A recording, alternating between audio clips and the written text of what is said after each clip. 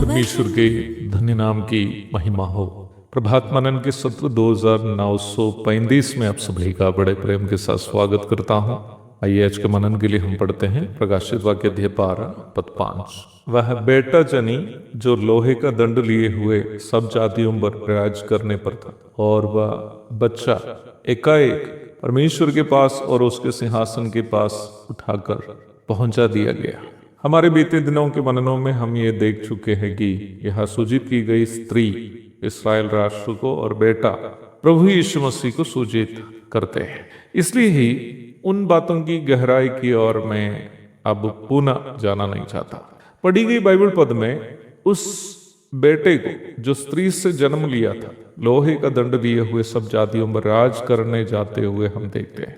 वही स्त्री को जंगल अथवा मरुभूमि की ओर भागती हुई भी हम देखते हैं। महाक्लेश काल से सीधा संबंध रखने वाली दो महत्वपूर्ण बातों को इन दोनों तथ्य सूचित करते हैं। पहले हम लोहे के दंड लिए हुए बेटे पर विचार करते हैं और उसके बाद स्त्री के बारे में विचार करेंगे जो जंगल की ओर भाग गई है। मानव जाति का उद्धार के लिए हमारे प्रभु यीशु मसीह भविष्यद्वक्ताओं के वचनों के अनुसार एक यहूदी होकर जन्म लिया था। हम सब ये बात जानते हैं। प्रभु के निम्न कुमारी जन्म कभी संभव नहीं होने के लिए शैतान ने इस्राएल राष्ट्र को बर्बाद करने के साथ साथ उनसे संभव अन्य हर प्रयास करते रहा। ईसा पूर्व 1000 के आसपास में राजा शाऊल के नेतृत्व में इस्राएल पहली बार एक राजा के शासन के अधीन राष्ट्र के रूप में आ गया था। ईसा पूर्व 930 के लगभग में राजा सुलेमान का बेटा रहबाम के शासन काल में देश इस्राएल और यहूदा के रूप में दो देश के रूप में विभाजित हो गए। उत्तरी राष्ट्र इस्राएल के साथ 10 गोत्र थे और दक्षिणी राष्ट्र यहूदा के साथ मात्र यहूदा और बेन्यामीन गोत्र भी। इस्राएल की राजधानी सामरिया और यहूदा की राजधानी यरूशलेम हुए। ईसा पूर्व 720 के लगभग में अशूर के राजा शल्मनेसर पंचम उत्तरी देश इस्राएल पर हमला की और इस्राएलियों को ले जाकर अशूर राजाओं के द्वारा कब्जा किए हुए अन्य देशों के लोगों के बीच में उन्हें रहने दिया। और इस प्रकार यहूदा और बेन्यामीन को छोड़कर अन्य सभी गोत्रों के ज्यादातर लोग अन्य जातियों के बीच में मिश्रित होकर उनकी पहचान लगभग खो दी। इसलिए इन 10 गोत्रों को द लोस्ट ट्राइब्स अथवा खोए हुए गोत्र कहते हैं। पुनः ईसा पूर्व 586 के लगभग में बाबिलोन के राजा नबूकदनेस्सर द्वितीय के द्वारा यहूदा पर हमला हुई और ज्यादातर लोगों को बाबिलोन की ओर बंधुआई में ले जाए गए।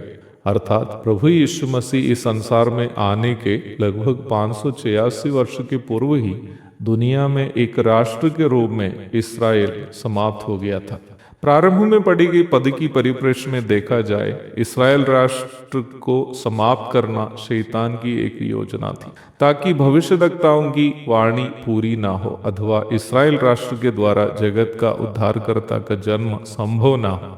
पर हमें अवश्य मालूम होना चाहिए कि परमेश्वर की योजनाओं को शैतान किसी भी माध्यम से बर्बाद नहीं कर पाएगा। यदि वह मेरा और आपका उद्धार करने का फैसला किया हो तो उसे वह कर भी दिखाया। जब प्रभु यीशु का जन्म यहूदी महिला मरियम के बच्चेदानी के द्वारा हुआ, यहूदा, सामरिया और गलीली आदि क्षेत्र रोम के उपनिवेश थे।